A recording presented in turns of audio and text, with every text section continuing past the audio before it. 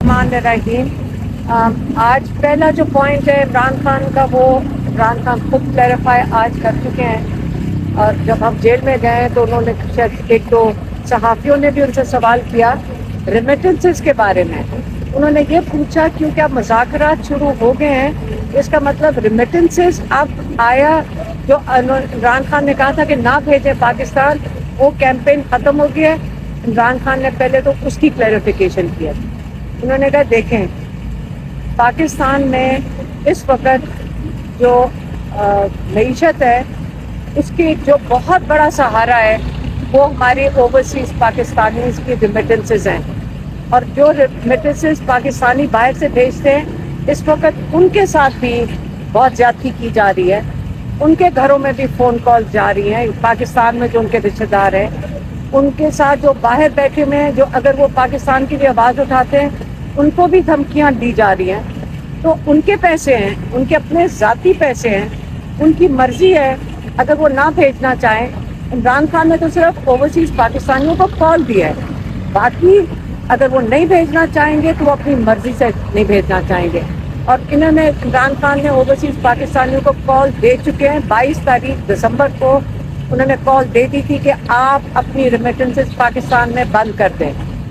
پاکستانی ہی ہیں جو یہاں پہ سرمایہ کاری کرتے ہیں، پاکستانی ہی ہیں جو یہاں پہ اپنے ڈالرز بھیجتے ہیں۔ تو اگر آپ ان کی قدر کریں، پاکستانیوں کی قدر کریں، تو پھر جب وہ جو انہوں نے اس پہ کنڈیشن لگائی ہے وہ یہ ہے، جو انہوں نے یہ جو مطالبات یا یہ جو کمیٹی بیٹھی ہے اور یہ جو ڈسکشن کر رہی ہے ان کے دو مطالبات ہیں۔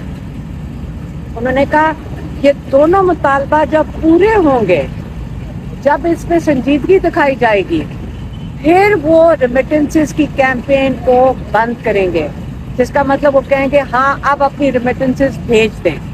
وہ کون سے دو مطالبات ہیں؟ عمران خان نے پچھلے 10 دن سے کہہ رہے ہیں۔ ایک مطالبہ ہے کہ آپ 3 سپریم کورٹ کے ججز کی، سینئر موسٹ ججز کی آپ ایک کمیشن بنائیں گے، ان سینئر موسٹ ججز کے نیچے وہ تحقیقات کریں گے 9 مئی کی اور 26 نومبر کی۔ دوسرا مطالبہ یہ ہے کہ جو ناجائز قید میں لوگ ہیں ان کو رہا کیا جائے۔ اب انہوں نے کہا کہ جو ملٹری جیل میں جنہوں نے سزائیں ملی ہیں، کہتے ہیں اس لیے ملٹری جیل میں سزائیں دے رہے ہیں کیونکہ وہ اوپن کورٹ ٹرائل کر ہی نہیں سکتے ان لوگوں کی۔ جب وہ بتائیں گے اوپن کورٹ میں کہ ایک بندہ ہے جس نے مور کہیں اٹھایا تھا، جو آپ کو پتا ہونا چاہیے اگر سی سی فوٹیج ہو تو پتا چلے گا مور واپس بھی چلا گیا تھا گھر کے اندر۔ تو ایک مور کو اٹھانے اور واپس جانے میں 10 سال ملٹری جیل کورٹ میں سے سزا مل جائے۔ آپ اس قسم کی جو سزائیں ملی ہیں وہ کھلے عام سر عام آپ بتا نہیں سکتے کہ کس وجہ سے اس کا سزا کیا ہے۔ اگر ان کے پاس سی سی ٹی وی فوٹیج انہوں نے ملٹری جیل میں دکھائی ہے، کورٹ میں دکھائی ہے، تو وہ ہم سب کو بھی دکھا دیں، عوام کو بھی دکھا دیں، اوپن کورٹ ٹرائل کریں۔ تو اس سے انہوں نے کہا ہے کہ ان سب کو رہا کیا جائے جتنے بھی قید میں ہیں، اور پھر ان کی اگر آپ نے ٹرائل کرنی ہے سی سی ٹی وی فوٹیج جو سپریم کورٹ کے ججز ہیں جو جب کمیشن بنائیں گے تو وہ خود ہی مانگ لیں گے۔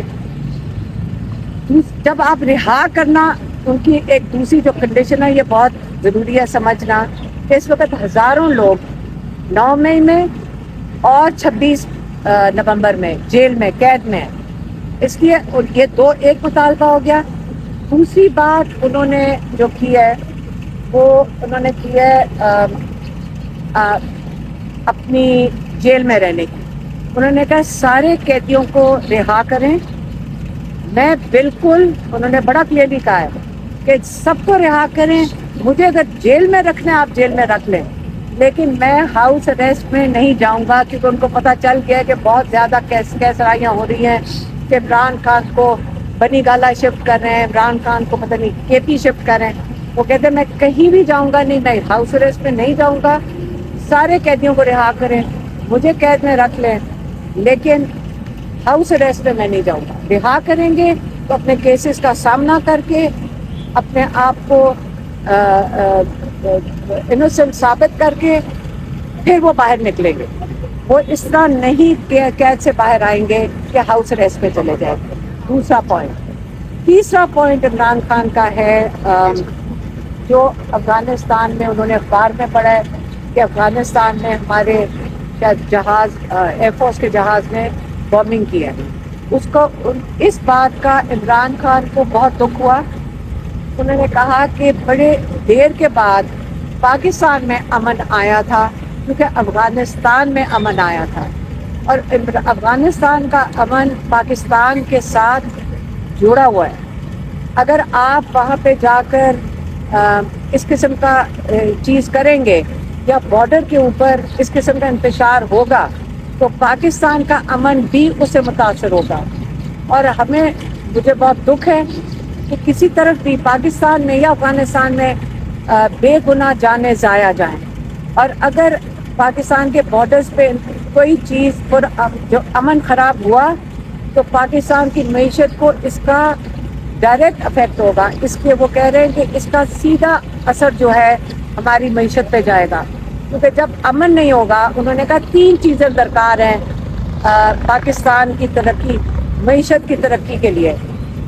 ایک انہوں نے کہا ہے رول آف لا کہ ہماری جوڈیشری کام کرے. دوسرا انہوں نے کہا ہے کہ پولیٹیکل سٹیبلٹی کہ جو ہم مینڈیٹ چوری کر لیتے ہیں اور پھر واپس بھی کرنے کو تیار ہوتے تو یہ پولیٹیکل سٹیبلٹی چاہیے. اور تیسری بات انہوں نے کی ہے کہ آپ کو امن چاہیے. اگر ہمارا امن نہیں ہوگا افغانستان پاکستان اور ہمارے سارے بارڈرز کے ساتھ تو یہاں پہ کوئی انویسٹمنٹ نہیں کرے گا. تو اس لیے اس چیز کا عمران خان کو بڑا افسوس ہوا ہے. انہوں نے کہا کہ ہمارے بارڈرز کے اوپر بالکل پرامن ہونے چاہیے.